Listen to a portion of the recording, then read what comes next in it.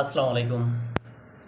আজকে আমরা যে বিষয়টা নিয়ে আলোচনা করব সেটা এই যে আমরা বাংলাদেশিরা বা আমাদের যারা কর্তা ব্যক্তিগণ আছেন বা উপদেষ্টা পরিষদে আছেন তারা যে ভারতকে সেভেন সিস্টার খেয়ে দেওয়ার জন্য যে হুমকি দিচ্ছেন ওই বিষয়টা নিয়ে। আসলে আপনারা জানেন যে প্রতিটা জিনিসেরই আপনার ক্রিয়া এবং প্রতিক্রিয়া থাকে। আপনি যেই বল প্রয়োগ করবেন ওটা একটা প্রতিক্রিয়া আসবে, নিউটনের তৃতীয় সূত্র অনুযায়ী আর কি।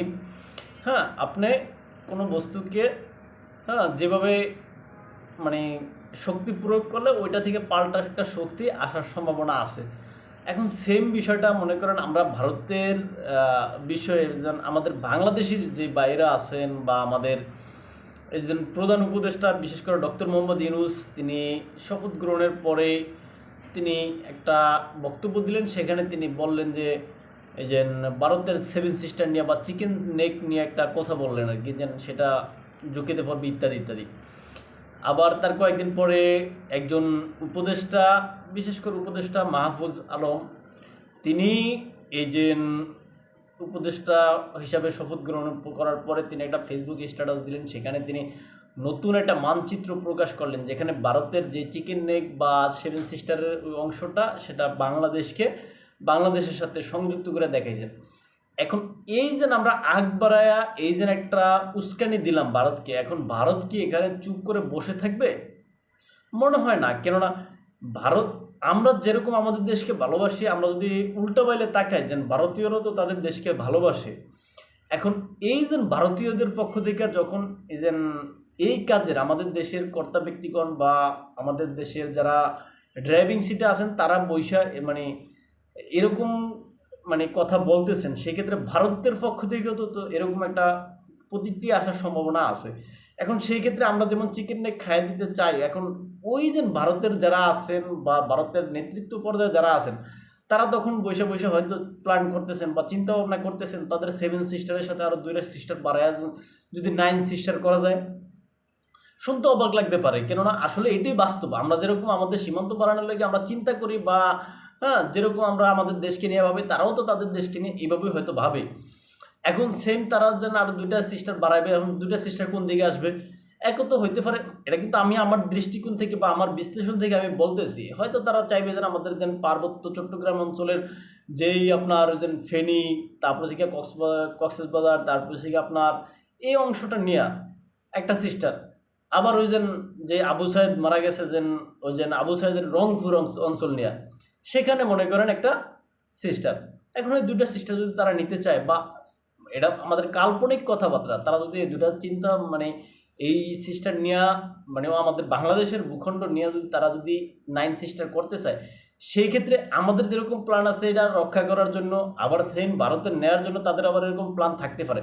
এখন এখানে হয়তো বা তারা ওই যে রাশিয়া ইউক্রেন যুদ্ধে রাশিয়া যে প্ল্যান ব্যবহার করে, যে মডেল ব্যবহার করে, হয়তো এই মডেল ব্যবহার করতে পারে। ওই মডেল অনুযায়ী কি আছে, যেমন রাশিয়া সরাসরি কিন্তু সম্পূর্ণ ইউক্রেনকে দখল করতে চায়নি বা সম্পূর্ণ ইউক্রেন দখল করে নিবে এরকম মন মানসিকতা দেখায়নি। রাশিয়ার পথে করছে কি, সর্বপ্রথম যে ক্রাইমিয়া অঞ্চল আছে সেটা সেখানে সামরিক শক্তি প্রয়োগ করছে, সেখানে গণভোট দিছে, গণভোট দিয়া সেখানে মানুষকে তার পক্ষে নিছে, নেওয়ার পরে সেখানে সামরিক শক্তি পূর্ণাঙ্গ সামরিক শক্তি প্রয়োগ করছে।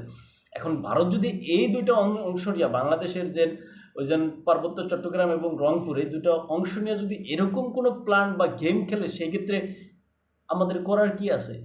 আমাদের এই যে উপদেষ্টাগণ সস্তা জনপ্রিয়তা পাওয়ার জন্য যা কিছু করতেছেন, এগুলো কি আসলে কাজের কাজ কিছুই না, বরংস আরো প্রতিবেশীকে আরো উত্তেজিত করে তোলা বিষয়টা এরকম।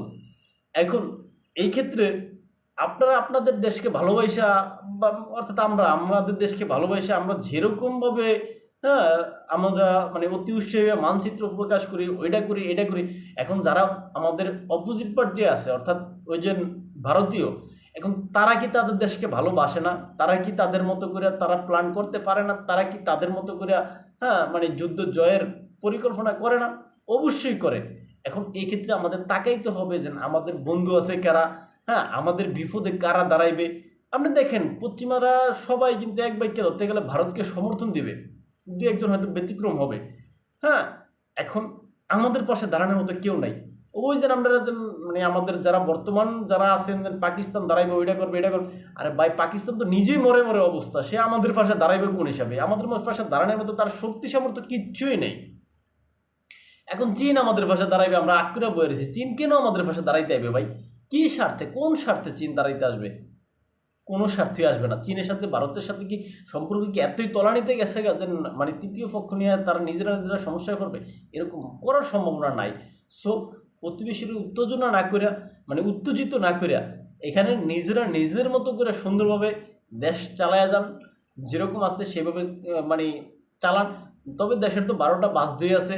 হ্যাঁ, আপনার এই যে আমাদের অর্থ উপদেষ্টা দেখলাম যে বলতেছে যে এই যে আইএমএফ ইয়ে দিলে দিবে, না দিলে নাই, পরবর্তী কিস্তির টাকা, অর্থাৎ আইএমএফ এর পক্ষ থেকে যে পরিমাণ ঋণ দেওয়ার কথা ছিল ওই ঋণের টাকা 2টা না 3টা কিস্তি মেবি আসছে, 4th কিস্তি আজ দেব, কাল দেব, পরশু দেব, এরকম করতে করতে আইএমএফ ঘুরাইতেছে।